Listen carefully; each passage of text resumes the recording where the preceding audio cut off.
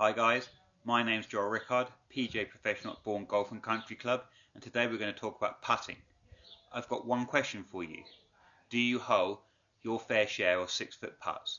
The answer is, of course you don't. You'd love to be able to hole a few more, and you think it would be an easy way to shave a few shots off your score. But do you understand why you miss those putts? And crucially, do you ever even practice putting from that range? The answer is, you probably don't. And I know where you are. You're not on the putting green. You're down the driving range, got that great big basket of balls, haven't you guys? And you're smashing drivers one after the other, wailing away to see how far you can hit it. And why wouldn't you? It's a great area of the game to practice. It's so much fun. Seems like it's much more fun than 6-foot putts. But you've got to practice that area, even if you don't think it's much fun. But I'm going to make it more fun for you today, guys. In this video, I'm going to give you both an understanding of what it takes to hole putts of that length, and then some really fun drills that you can take to the putting green so that you can make this area of the game more fun to practice. Okay guys, so what are we going to do to improve our putting from 6 foot? Actually, the answer is pretty straightforward. We're going to concentrate really hard on our old friend, the putter face. We're going to make sure that we have this putter face square at address and square at impact. Now I know what you're thinking. Come on, Joe, I know that already. I know that my putter face is square at address and impact. It must be something more complicated than that. But do you?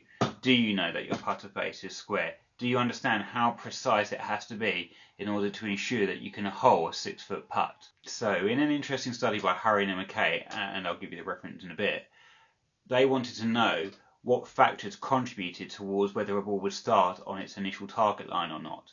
And basically, they concluded there were 2 factors.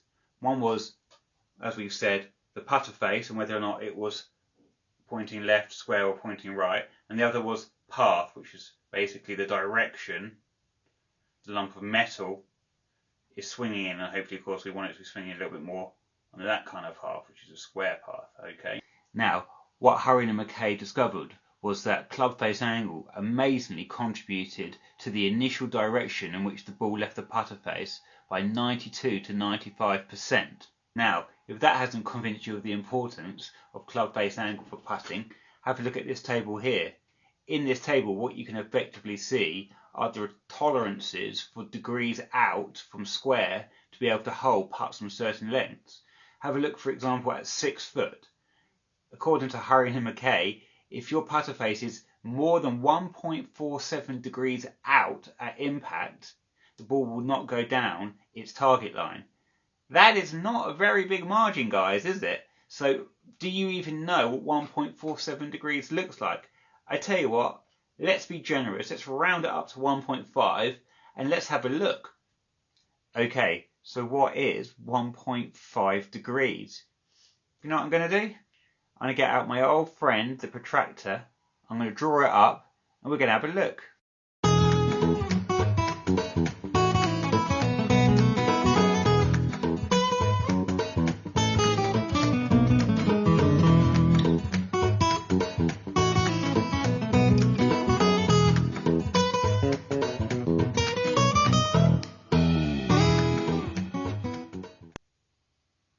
Okay, if you could spot the difference, and it was probably because I was directing your attention towards it, so you were looking really carefully. And that just makes us realise just how important it is to be able to try to match up the feeling of the club face pointing down the target line with reality. We've got to get the feeling and the reality matched up, and because the differences are so small, the best way to try to guarantee consistency in this area is to do some putting drills. So that's what we're going to look at now. Putting drill 1 involves using one of these. It's a putting mirror. So basically you lay it down on the floor, you pop the ball in, and you line your putter up with this line. You can line your shoulders up, and you see where your face is in relationship to all these different lines. Now, if you don't have one of these, it doesn't really matter because I'm going to give you some other drills, but this is how this kind of drill looks. Drill 2 is called the gate drill. My variant of it for home use involves 2 massive books, and you pop those books down on the floor where you get the gap, the putter width away, and you see if you can swing down the gully, okay? And it looks a little bit like this. Drill number 3 is called the 2-ball drill. It's called the 2-ball drill because it involves 2 balls. You can also use 2 targets. So what I've got here is 2 sleeves of balls. I'm going to pop those 6 feet away. You line up the first ball on the toe and the other ball on the heel, and you try to strike both balls at the same time. If you strike both balls at the same time, they will run parallel with each other and hit the 2 targets at the end. If you strike one ball before the other, they will cross over. It looks a little bit like this.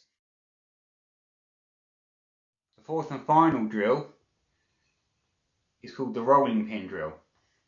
This is definitely my favourite and it's the hardest to execute, because basically what you're going to do is you put the rolling pin down at 90 degrees to your target line, and yes, there you can see a line that I have made in the middle, so that I'm going to make sure that my putter face makes contact in the middle where that line is.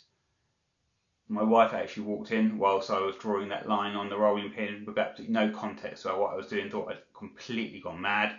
But it is a great drill, guys, and this is what it looks like.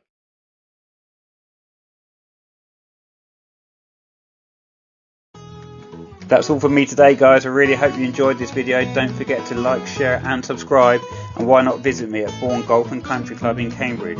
All details of my coaching programs can be found at joelrickardgolf.com, and you can also find me on Instagram, Twitter and YouTube.